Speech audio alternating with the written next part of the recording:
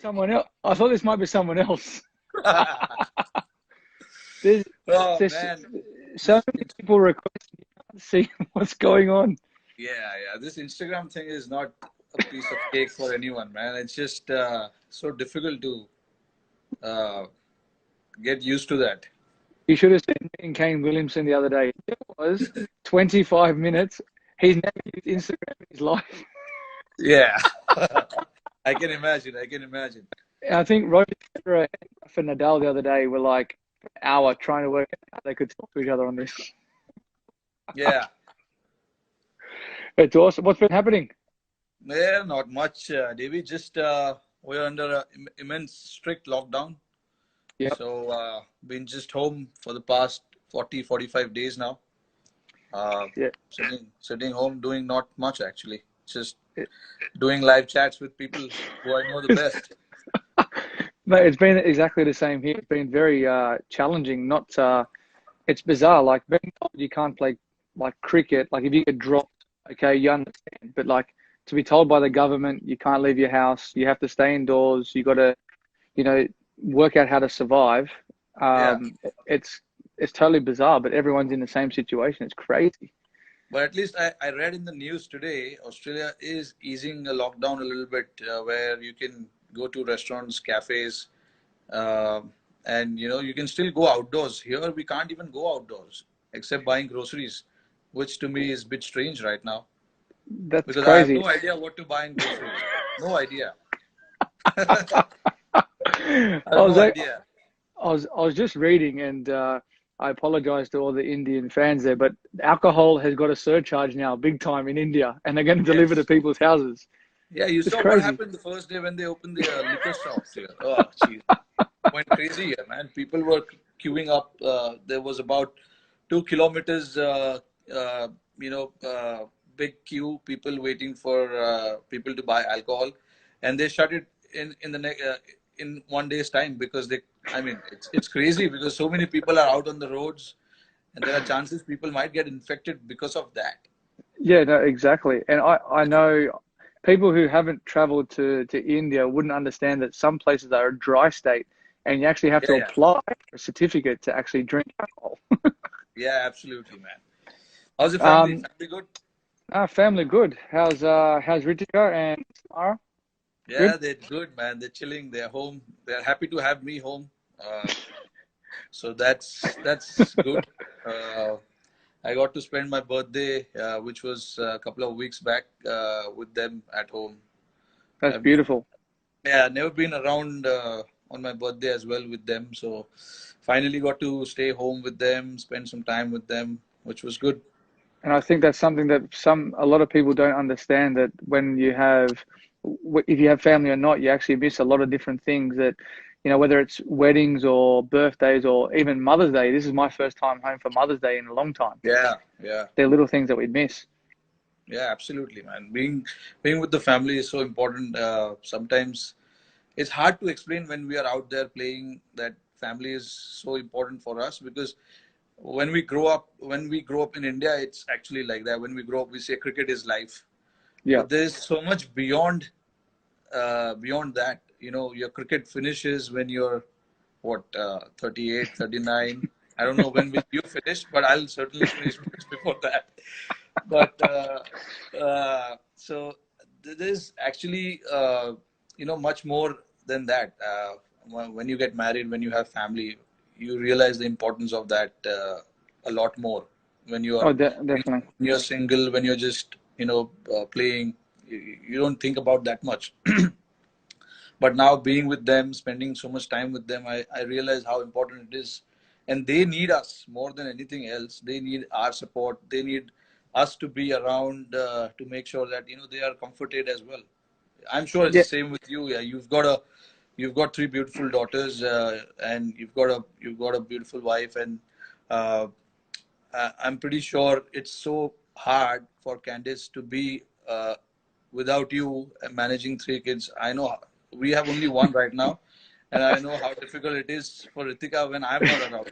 So I can't even imagine how it is like for Candice. Yeah, look, it obviously has its challenges, but I think the best thing for us is I look at the Ashes for myself coming home. I always had a smile on my face because you got your family there. It was good. Yeah, It's a yeah, yeah, blessing. absolutely. It's a Yeah, blessing. But yeah, it's but beautiful, man. but as we say this time at the moment, we'll be playing over there. We're playing IPL. Yeah, Um, I do have a couple of questions for you though. I go back to I think was it 2014. I want you to explain to me as a captain of a franchise, yeah. you lose five in a row. How do you motivate the guys to come back from five in a row and then you turn around and win seven out of the next nine and then you win the whole thing? That was pretty tough. I remember we were going through really tough times. We were facing a lot of pressure from the spectators.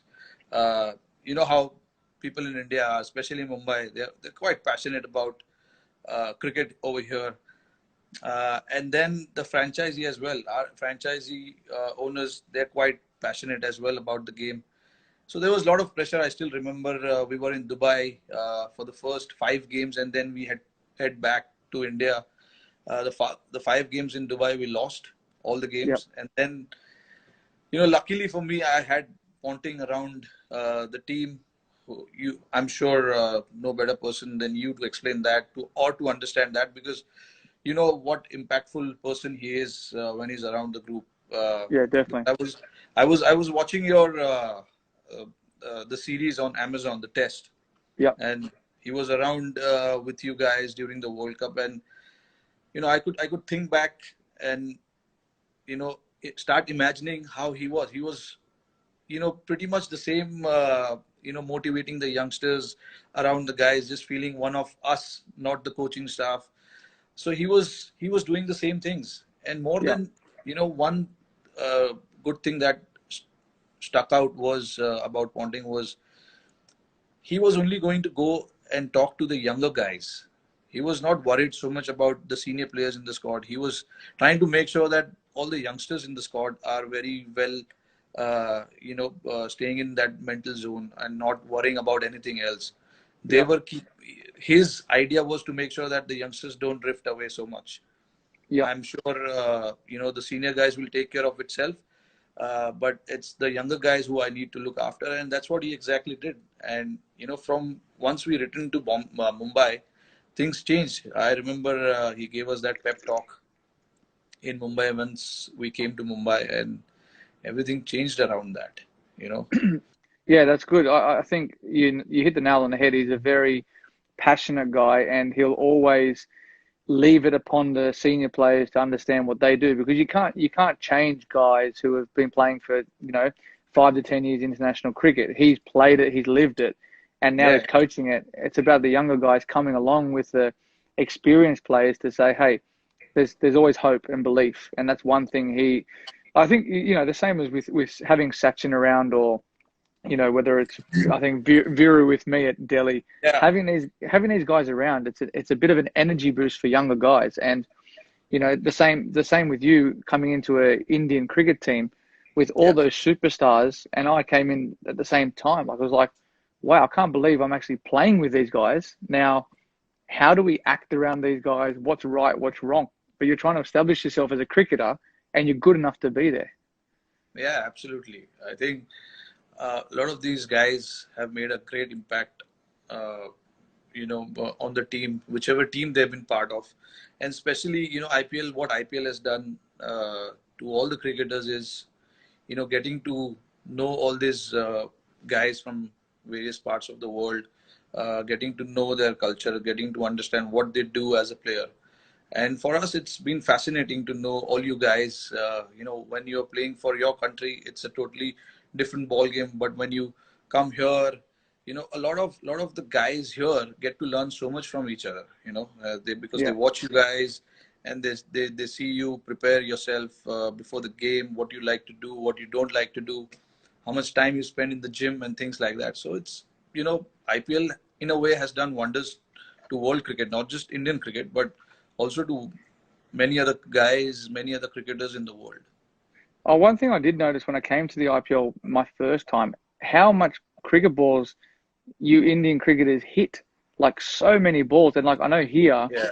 we'll probably get a good half an hour to an hour of throwdowns, but the resources you have with guys available to net bowl to you, I could Yeah. spend 6 hours there. Yeah, because I mean, IPL, the tournament itself is very well planned, and all this franchisee, they take this 2 months very seriously because they want to win this championship.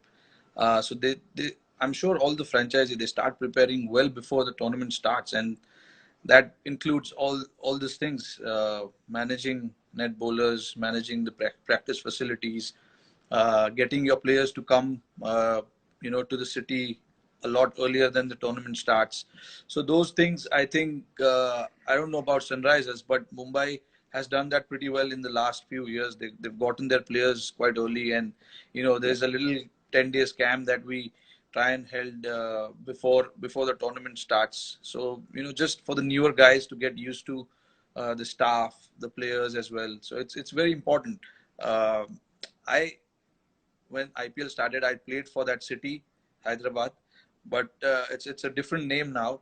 But the city is the same. I remember how passionate people are in Hyderabad as well. Like Yep, I remember we were playing the finals last year, CSK and Mumbai, and yep. they were going berserk shouting Sunrisers, the Orange Army, which was, which shows, people there are quite supportive and they get behind their team, which was amazing to see. It's something that doesn't happen every time, but it was great to see, and there were orange jerseys in the stadiums, which was good. It's It quite a is. passionate city to be part of. And I think the reasoning behind that as well is because someone called Rohit Sharma took a hat trick and scored 100 for Deccan against Mumbai. Yeah. I can't believe that, man. I seriously cannot believe I took a hat trick against Mumbai when I was playing for Hyderabad. It just, uh, I don't even remember how I used to bowl them. It's just unfortunate. I got a finger injury and then I cannot grip the ball properly. Yeah. So I stopped it. And these days, it's better to stay away from bowling. Well, it still remains you're the only Indian, and I think Shane Watson's the only international player to do that. Oh, shit. If I think of it now, it's quite embarrassing, man, that I took a hat trick. Oh, shit. It surprised me when I saw it. I was like, couldn't remember last time you ever bowled. And they're decent batters as well. I remember first one was JP Dumini. Second one was LBW or court? it was caught behind, leg side. Gilly was wicket keeping. He took a great catch. Yep. Uh, and then the second one was Abhishek Nair. Third one was Harbhajan Singh. I'm pretty sure that he underestimated me. He just wanted to come and swing the bat, but he missed it. He Fudgy. got, yeah, but clean bowl.